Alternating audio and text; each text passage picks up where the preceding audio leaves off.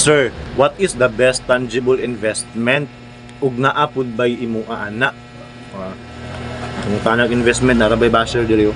Narabay basher diri yo. Masuko ra ba ning basher o? Masuko ra ba ning basher o? Sige aton to bagod.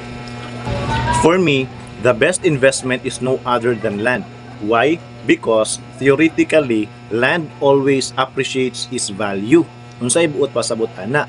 Meaning, the value of the land today is not the same with its value in the future because it appreciates the value. Mudako ang iyang value. So kung 1 million na ang imong yuta karon, next year mas motaas pa na siya og value.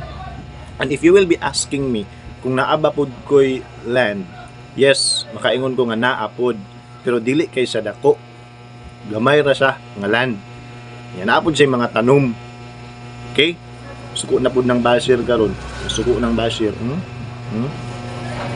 So pakita na ako akong land.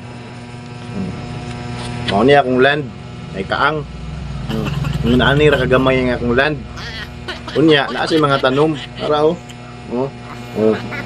Ingani ra, ha? Di masuko. Gamay ra kay kog land. Masuko.